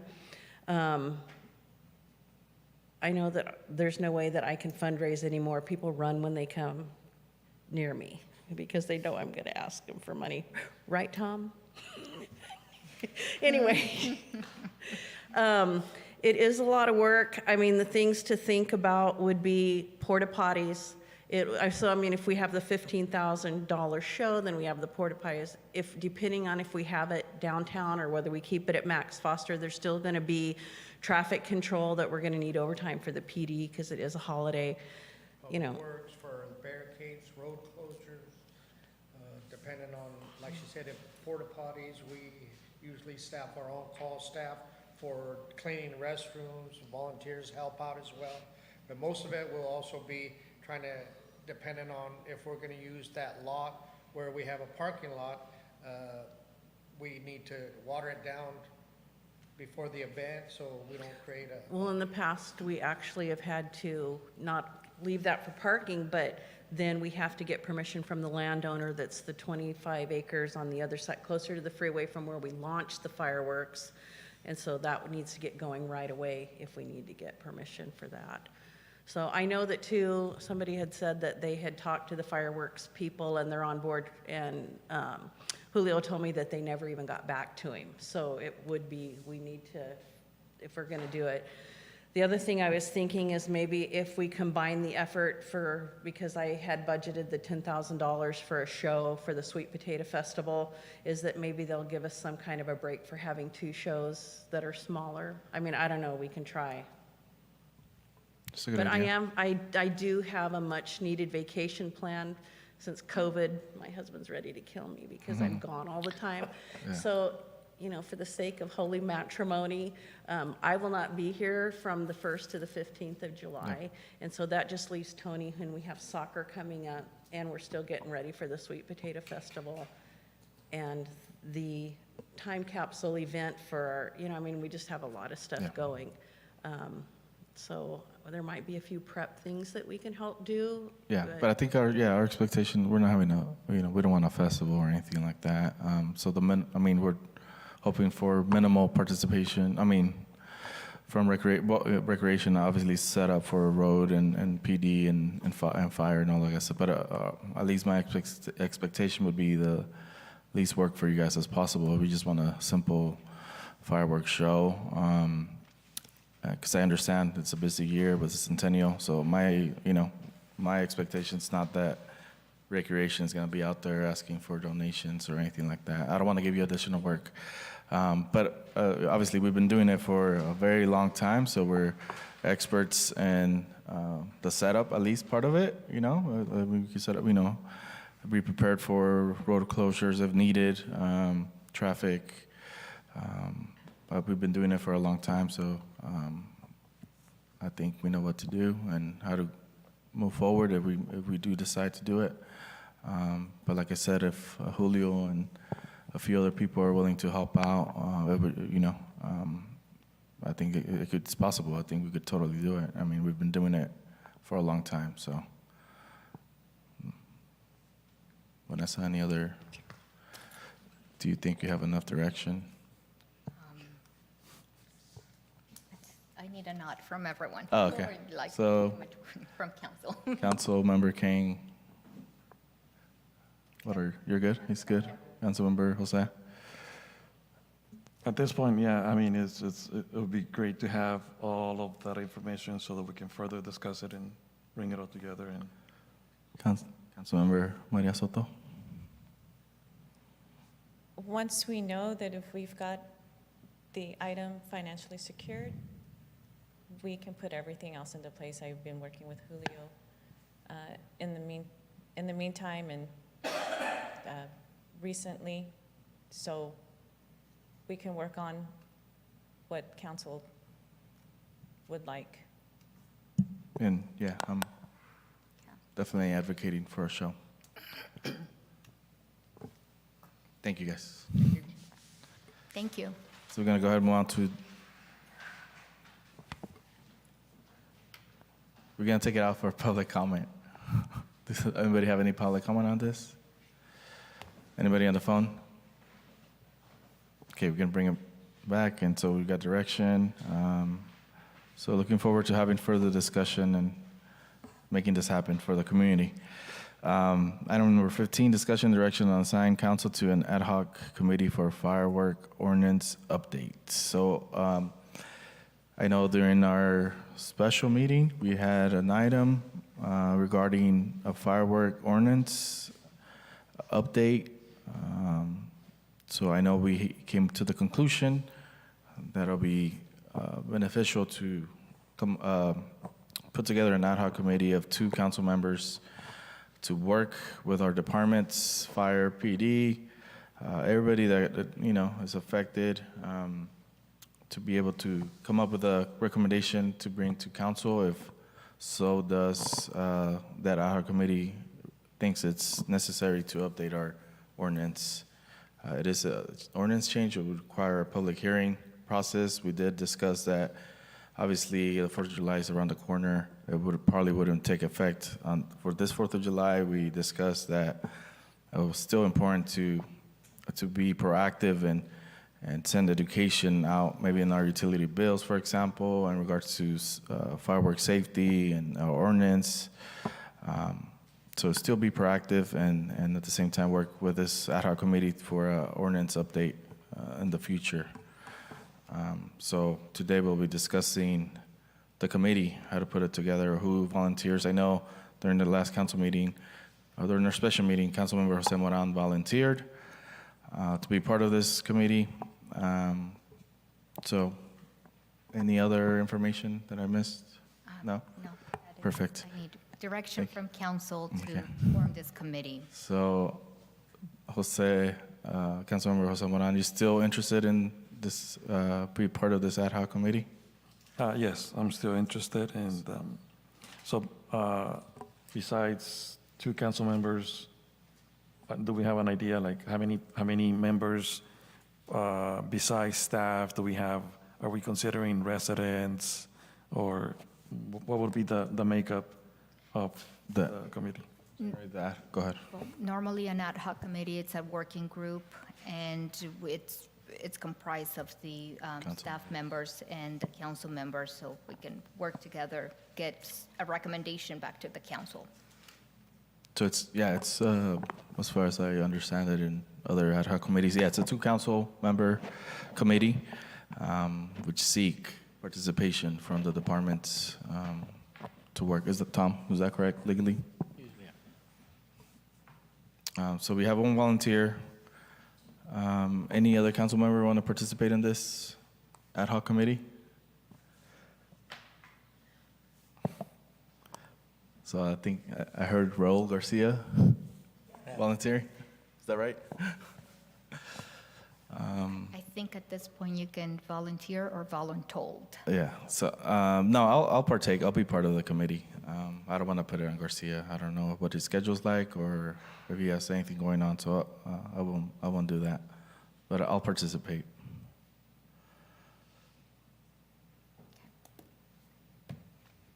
Okay. So we'll bring it out for public comment. Anybody have any comments on this item? All right, we'll bring it back to council. So it sounds like we have 2 volunteers for ad hoc committee regarding the firework ordinance update. And we'll get together and move forward in regards to scheduling a meeting, what our goals will be, and what are we set to accomplish and reach out to the departments. So ad hoc committee is a short committee where it's tasked for something very specific, which in this case is the ordinance change or update. So that's going to be the target of this committee. So we'll stay in contact. All right, we're going to move on to item number 16, discussion and direction to assign council to an ad hoc committee for homelessness. So this is another committee that actually was brought up or talked about months ago. I know there were efforts made to address the situation. I mean, I think countywide, it's something that other jurisdictions are trying to address and tackle. I know there was efforts made with in collaboration with like the sheriff's department. I know Garcia was out there and by the river and making those efforts and outreach with different agencies. Caltrans were also recently around here last week. So there's a lot of going on, a lot of efforts being made. Last time we had talked about putting something together, a plan, a vision of how to better use the resources together with other jurisdictions or county and bring some recommendation to council to move forward with those efforts. But we were never, I think we'd never really followed up formally for this. I know Garcia has been staying in communication with the county and some agencies, advocating for them to come out here and address that issue. So this is just a formal process of having an ad hoc committee to really work, come up with a plan or a guide to where the city should address some of the issues regarding homelessness in the city. So on this one, I am gonna volunteer Garcia to participate because he has been involved in that. I'll volunteer as well. Okay, so we have Mayor Pro Tem Garcia and Councilwoman Soto for this ad hoc committee. And once again, this is just a specific committee of 2 council members that are going to target or address homelessness and come back to council with a working plan. I'll take it out to the public. Just in case Garcia can't do it, I'll be the backup. Okay, sounds good. We'll take it out for public comment. Anybody? All right, we'll bring it back to council and Vanessa. Yes, Mayor, just so I can understand what is the purpose of our ad hoc committee that we're creating here. We are targeting homelessness, and we would like what is the goal for this plan or guide on how the city should address issues? That's what I wrote here. So like the conversation during one of the council meetings we had was presented to us that they had gone out to the riverfront with different agencies, the sheriff's department, provided resources, offered vouchers, stuff like that. So we, during that discussion was brought up that the city should have a better understanding of what the issue is, better understanding what kind of resources the city could provide, or partner with agencies. So I think the vision for this committee will be coming up with a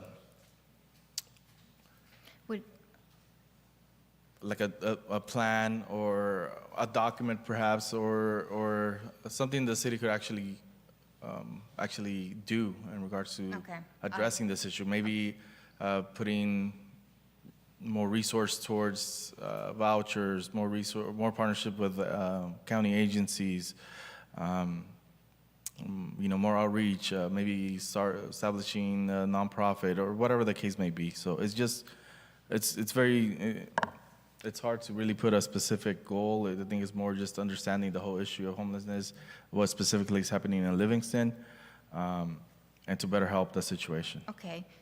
Since our committee needs to have a specific target or goal, would you say that potentially providing or bringing back to the council an educational presentation with resource to understand the issue and what are the resources available? And have an action plan. And, understand the issues, have resources available, and maybe at that point, some recommendations as far as an action plan, just because action plans would potentially require funding to make that happen, and we will bring at that point those recommendations.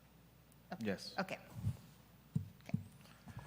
All right, so we're gonna go ahead and move on to council direction on future agenda items.